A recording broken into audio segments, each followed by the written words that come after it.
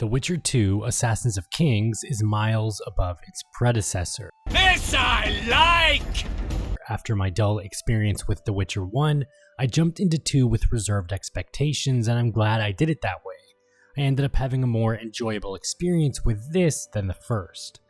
With its PC melting visuals that oddly Digital Foundry covered recently, its more complex and convoluted story, although well written and acted for the most part, I'm looking for a whore. And its overhauled combat and alchemy system, right now I will say go and play The Witcher 2. CDPR struck gold with The Witcher 2, its release finally putting their name onto the mainstream mouths of video game developers. I remember the hype surrounding it and I always hoped to play it, but I never ran a system well enough to do so. Hell, Top Systems back in 2011 when it was released even had trouble, and with good reason. The game is gorgeous to look at, with excellent lighting and fantastic character and environment texture work. The environments feel like real places, and everything pulls together to make one really pretty picture. For the most part. The Witcher 2, although beautiful, was sadly consoleized, locking its full potential behind the same mainstream market it had to appeal to this time around. There's always an unhealthy amount of pop-in that once you notice, you'll never unsee it. Although pretty, it feels like someone bumped up the contrasts to max and bloom bombards your eyes to hide some of the flaws. It feels sometimes like someone smeared Vaseline across your screen. Now, like I said, when this all comes together, it looks amazing, regardless of those few nitpicks. By the start of Act 2, however, I couldn't help but miss the watercolor painting, lighthearted style of the first Witcher's visuals. All the flashy visuals coincide with the flashy combat. Geralt now resembles his book counterpart a bit more with fluid combat. Coupled with great animation work, I felt like a badass taking out groups of guys with ease, or killing monsters like a pro, when I wasn't dying a lot.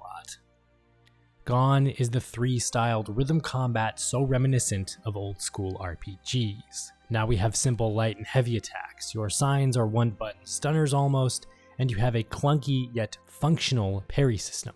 The combat is a lot more action-focused, but still as strategic as ever. Geralt's prime defense is evasiveness, rolling and dodging out of the way, getting in backstabs, blocking blows, and casting spells to defeat his foes. It's still not perfect though. With this reworked combat comes a reworked and a failure of a lock-on system. When it works, but that's very rarely. I found myself missing enemies standing directly in front of me, locking onto different targets I didn't want to lock onto, and dying more times than I can count because I was fighting with this system more than the bad guys. Taking potions doesn't help much either. You have a reworked, easier to understand alchemy system that auto-organizes the ingredients for you, so crafting is a simple click of a button. You still have to gather the materials, but everything is a lot closer now, so collecting ingredients doesn't get as monotonous. This is all to prepare for combat. You gather, craft, take, and then fight. The timers attached to them barely last, and on harder difficulties this becomes even worse. It's all a game of strategy. You need to end fights quickly before your buff potions run out if you don't die from the terrible lock-on system.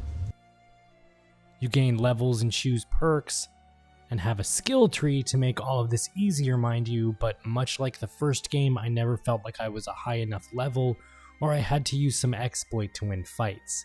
It felt cheap rather than the level of strategy I think CDPR was going for. Traps and throwable objects are a thing as well, but I found myself rarely, if ever, using them. This somewhat clunky combat and pretty visuals are wrapped around a surprisingly well-told, if a bit convoluted story. That I wish I could say I enjoyed more, but it's all just set up for what would be The Witcher 3.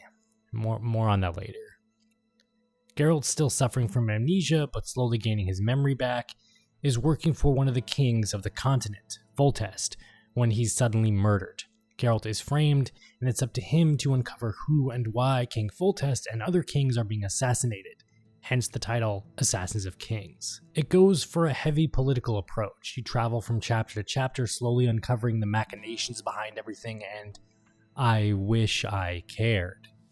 I mean, there's some nice moments, but most of the time, I think I felt like Geralt. I didn't care. I was just going through the motions of this backseat political bullshit because Geralt is. You have branching choices that change how you see this story unfold, and those are cool. This game deserves at least 2 playthroughs, one for Path A and one for Path B. The characters are well written and acted, there's no clear black and white, some of your choices early in game have long lasting consequences that won't show up until endgame even. It's all handled really well, but I just didn't care, like at all. Okay, I'm gonna get to spoilers now, so skip to here if you care about that kind of stuff and you don't want to, hear about spoilers. Okay. Giving you a minute. Okay, here's the spoilers. Bow low. You stand before a head crowned.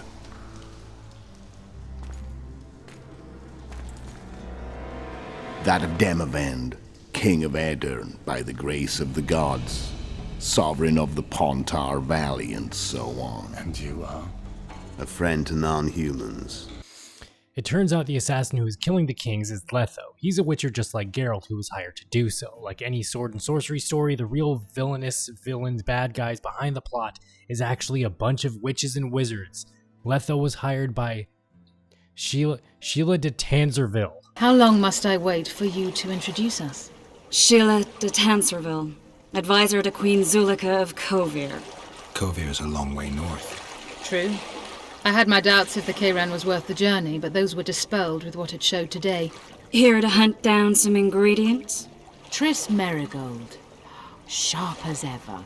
Part of the Lodge of Sorceresses, an Illuminati-type group who really run everything from behind the curtain, or at least they think they do.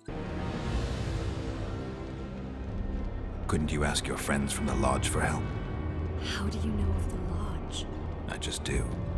True. I'm a member of the Lodge, just like 8 other sorceresses. But if you think I'm responsible for the Lodge's actions, you're badly mistaken. The Lodge is a theater for 2 actresses. Sheila and Philippa have long dominated it. To the point where you didn't know about the murder they planned? To the point where I was no longer invited to gatherings. Because her and the Lodge want true independence, but turns out the killing of these kings would actually strategically get the northern realms of the continent weak, all for Nilfgaard, the main bad guys of the Witcher series, to invade. Because it turns out Letho the assassin was secretly a double agent who was really hired by the Emperor of Nilfgaard to sow turmoil and play the odds against everyone because he wanted to start up a Witcher school, the School of the Viper, the school he was trained at, because he is a Witcher just like Geralt. Where is he? I don't know, fool. I've been looking for him since Foltest's assassination. Letho cheated all of us. We were deceived by his dull face and sluggish stare. Don't you understand? The Lodge sought a way to get rid of Demavend, that's true. He was a weak, volatile king. Aedirn would eventually choke to death under his rule. We chose the lesser evil. He had to be eliminated, and Letho happened to be at hand. Foltest? Henselt? We had nothing to do with that. After assassinating Demavend, Letho used our gold and magical support to find and meet Yorveth. The elf was to help him hide until the matter blew over, or so I thought. The Lodge did not condemn Foltest to die. Then who did? Nilfgaard. Letho is the king of liars and emperor of traitors. From the start, he worked for the glory of the great sun and the white flame dancing on the graves of his foes. He lied to everyone. Me, Yorveth, your stupid little Triss, and you. And Geralt manages to be in between all of this bullshit. Also, with his memory coming back, he's looking for Yennefer, his black-haired love interest of the series, and it turns out Letho knows Geralt from before, but, amnesia, they are old friends. Geralt died, but was brought back to life. The Wild Hunt are after him, the Wild Hunt being an ancient elvish race, because Geralt traded his soul to save Yennefer.